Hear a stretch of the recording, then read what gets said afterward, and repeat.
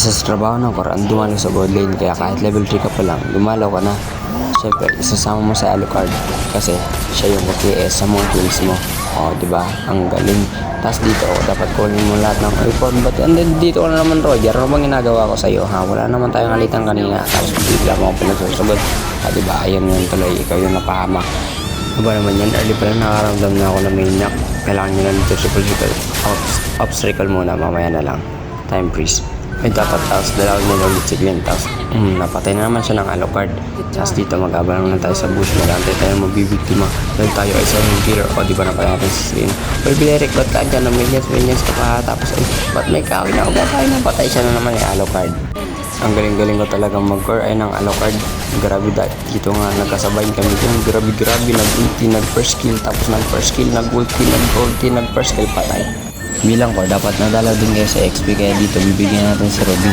Tapos nung nakatakas na siya, kaya sa region nabigyan niya.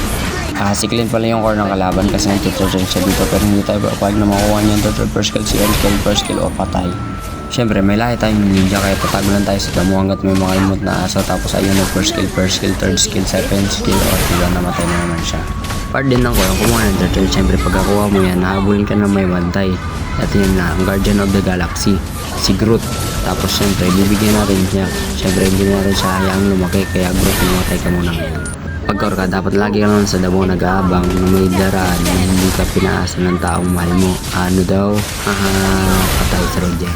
Iba naman yan, kadanadan ako sa mid, may nakipagbakbakan. Siyempre, hindi tayo papayag na ang kakampi lang ang magbibigyan. Kaya dito si Ruby ay atin na si Lion. Tapos namatay siya na parang wala nating atin lang. Tapos si Groot na patay din atin.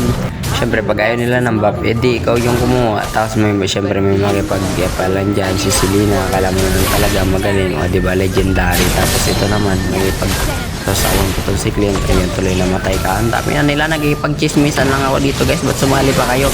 Okay, triple kill. Tapos ikaw pa, ikaw sa chismosa, Miratis. Yun, record tuloy kayo. Huwag na kayo makipag-chismis.